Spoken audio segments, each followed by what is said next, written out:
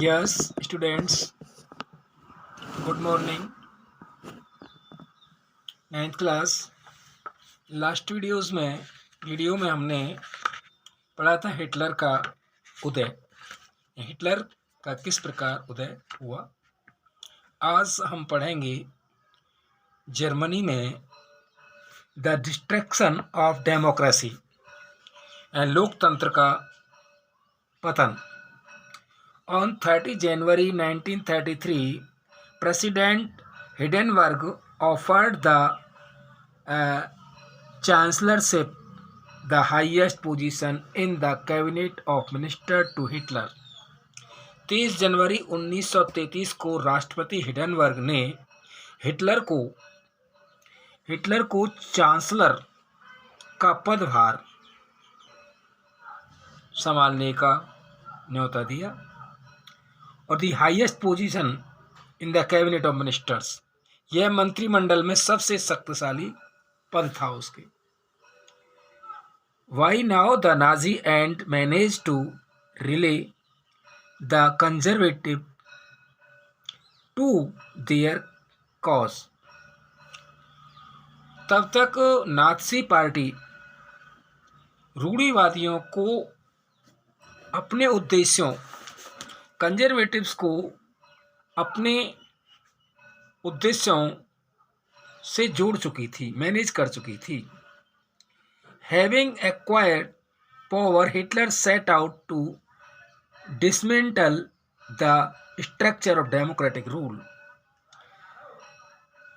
Having acquired power, सत्ता प्राप्त करने के बाद हिटलर ने लोकतांत्रिक शासन का जो स्ट्रक्चर था उसको डिसमेंटल कर दिया, भंग कर दिया। A mysterious fire that broke out in the German parliament building in February facilitated his move. फरवरी माह में जर्मन पार्लियामेंट, जो जर्मन संसद में हुई माइस्टीरियस फायर, एक रहस्यमय अग्निकांड से उसका रास्ता और आसान हो गया। The fire decree of 28 February 1933 indefinitely suspend civic rights like freedom of speech, press and assembly that had been guaranteed by the Weimar Constitution। 28 फरवरी 1933 को जारी किए गए अग्नि अध्यादेश, फायर डिक्री के जरिए अभिव्यक्ति, फ्रीडम ऑफ स्पीच यानी बोलने, अभिव्यक्ति, प्रेस, असेंबली, सभा करने की जो आज़ादी थी, वो आज़ादी जैसे सिविक राइट्स थे, नागरिक अधिकारों को अनिश्चित काल के लिए ब्रोक आउट कर दिया गया था, तोड़ दिया गया था, अनिश्चित काल के लिए निलंबित कर दिया गया था, जिनकी by the Weimar constitution, Weimar संविधान में इन अधिकारों को काफी महत्वपूर्ण स्थान प्राप्त था। Then he turn on his arch enemies, the communist, most of whom were hurriedly packed off to the newly established concentration camp। इसके बाद हिज आर्कमिनीज ऑफ कम्युनिस्ट, इसके बाद हिटलर ने अपने कट्टर शत्रु, आर्क एनिमीज, कट्टर शत्रु जो कम्युनिस्ट थे, उन पर निशाना साधा। Most of whom were hurriedly packed off to the newly established concentration camps। ज़्यादातर कम्युनिस्टों को रातों रात कंसंट्रेशन कैंपों में बंद कर दिया गया। The repression of the communist war was severe। और कम्युनिस्टों पर का दमन किया गया, रिप्रेशन किया गया। Out of the serving 6,800 arrest file of Düsseldorf, a small city of half a million population, 1,440 were those of communist alone. Out of the लगभग 5 लाख की आबादी वाले, out of the serving 6,808 arrest file of, लगभग ड्यूसेल्डॉर्फ शहर में गिरफ्तार किए गए लोगों की जो बची कुची 6,808 जो फाइलों में से स्मॉल सिटी ऑफ 500,000 पॉपुलेशन, जिनमें से population 1,440 were those of communist alone, यानी ड्यूसेल्डॉर्फ शहर में गिरफ्तार किए गए लोगों में, इसमें गिरफ्तार किए गए लोगों में कि बची कुछ 6,808 फाइलों में से 1,440 सिर्फ कम्युनिस्टों की फाइलें थीं। They were, however, only one among 252 types of victims persecuted by the Nazi across the country. नात्सियों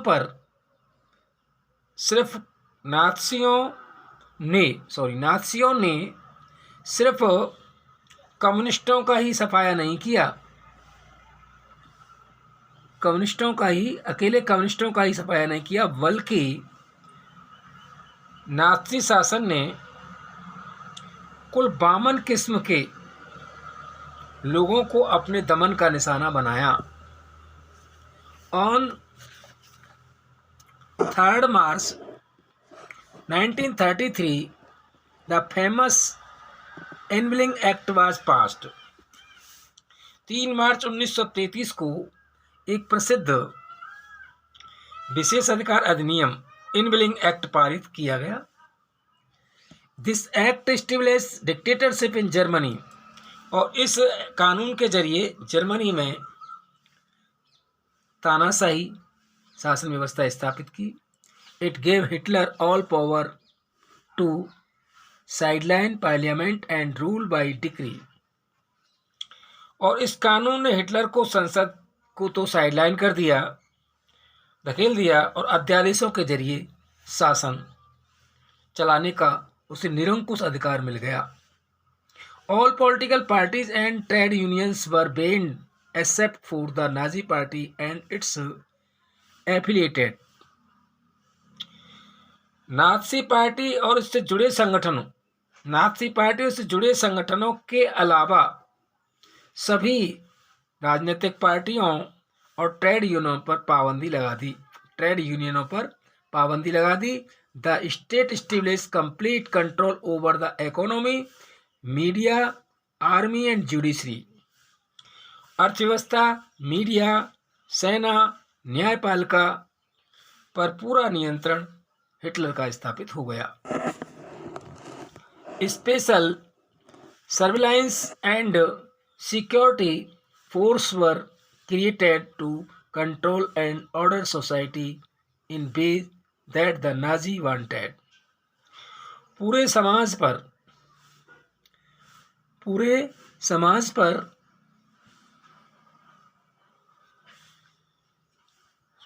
को नाज़ियों ने अपने हिसाब से नियंत्रित किया, कंट्रोल किया और व्यवस्थित किया। Apart from the already existing regular police in general green uniform and the SA or the storm troopers, these include the Gestapo, the SS, the Protection Squad, criminal police and the security service SD। इसके अलावा पहले से मौजूद जो green uniform police थी, हरी वर्दी वाली police,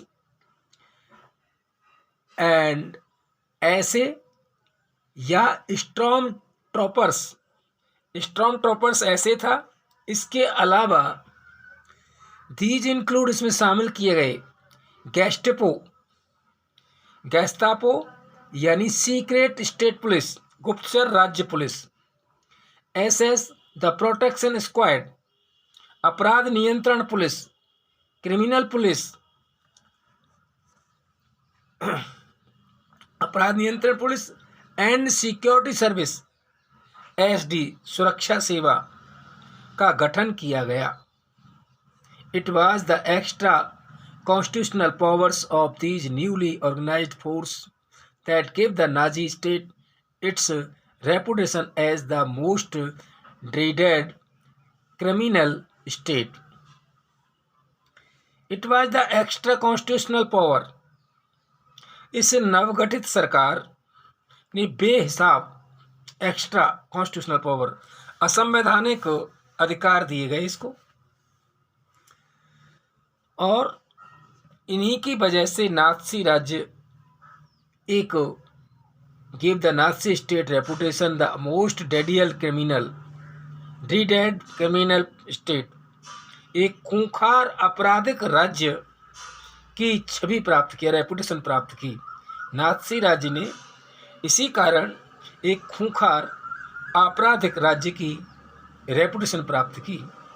people could now be detain in Gestapo torture chambers, rounded up and sent to concentration camp. Gestapo के यंत्रणा गृह, टॉर्चर चैम्बर्स, यंत्रणा गृहों में किसी को भी बंद किया जा सकता था। और ये जो नए दस्ते थे, कंसंट्रेशन कैंप थे, इन नए दस्ते किसी को भी यातना गृह में भेज सकते थे। डिपोर्टेड एट विल और arrest without any legal procedures, वो किसी को भी यंत्रागृहों में बंद किया जा सकता था और नए दस्ते किसी को भी यातना गृह में भेज सकते थे। किसी को भी बिना कानूनी कार्रवाई के देश निकाला भी दे दिया जाता था। यानी डिपोर्टेड एट विल यानी बाहर निकाल दिया जाता था, और अरेस्ट विदाउट इलीगल प्रोसीजर, बिना किसी कानूनी कार्रवाई के, या गिरफ्तार किया जा सकता था।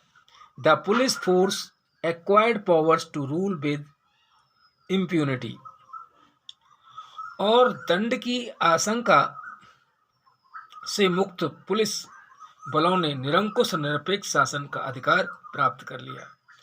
दंड की आशंका से पुलिस फोर्स ने निरंकुश और निरपेक्ष शक्तियां प्राप्त कर ली।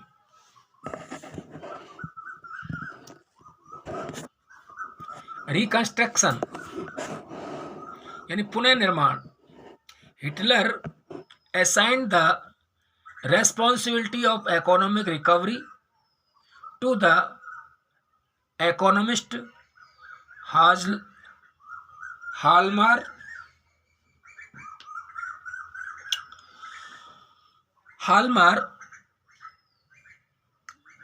Schacht, who aimed at full production and full employment through a state-funded work creation program.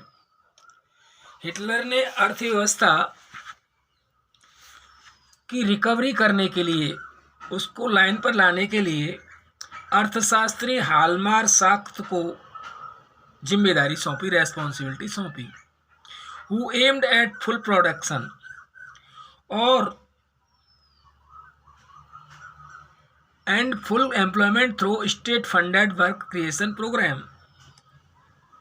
और शाख्त ने सबसे पहले सरकारी पैसे से, स्टेट फंडेड, सरकारी पैसे से चलाए जाने वाले रोजगार व संवर्धन कार्यक्रम के जरिए 100% उत्पादन फुल प्रोडक्शन और 100% रोजगार उपलब्ध कराने का लक्ष्य तय किया। यानी सबसे पहले साख्त ने सरकारी फंड से रोजगार संवर्धन कार्यक्रम यानी वर्क क्रिएशन कार्यक्रम चलाया और इसके जरिए उसने 100% प्रोडक्शन और 100% रोजगार उपलब्ध कराने का टारगेट रखा, एम रखा। This project produce the famous German super highways and the people's car the Volkswagen. मशहूर जर्मन सुपर हाईवे और जनता की कार वॉक्सवैगन इस परियोजना की देन थी। In foreign policy also Hitler acquired quick success. विदेश नीति के मोर्चे पर हिटलर को फौरन शीघ्र कामयाबी मिली। He pulled out of the League of Nation in 1933, reoccupied the Rhineland in 1936 and integrated Austria and Germany in 1938 under the slogan One People, One Empire and One Leader। 1933 में उसने लीग ऑफ नेशन से वो अलग हो गया, out हो गया। 1933 में लीग ऑफ नेशन से बाहर हो गया और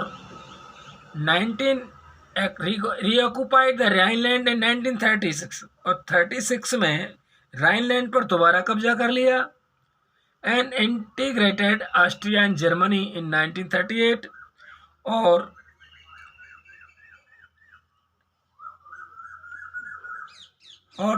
1938 में ऑस्ट्रिया और जर्मनी पर अधिकार कर लिया और एक नारा दिया, एक स्लोगन दिया था, one people one empire and one leader.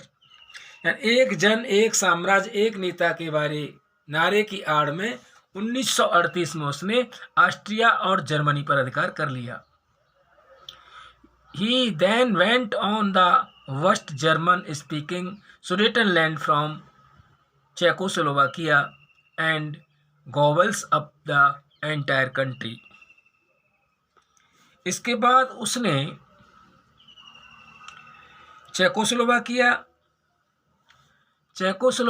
के कब्जे वाले जर्मन भाषी सुडेटनलैंड, चेकोस्लोवाकिया के कब्जे वाले जर्मन भाषी सुडेटनलैंड प्रांत पर भी कब्जा कर लिया।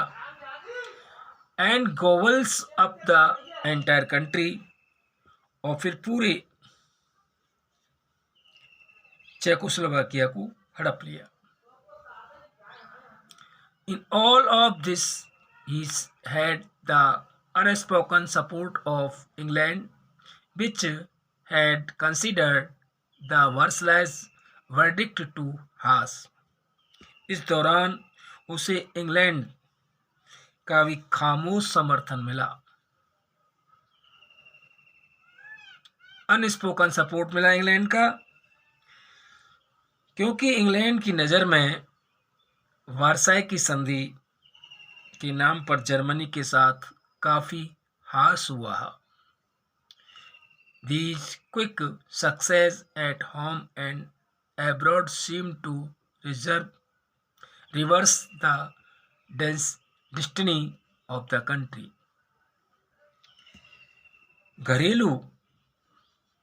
घरेलू और बाहर विदेशी मोर्चे पर जल्दी जल्दी मिली इन सफलताओं से ऐसा लगा कि देश की नियति अब पलटने वाली है, देश में कुछ नया होने वाला है। फिनिश नेक्स्ट कल।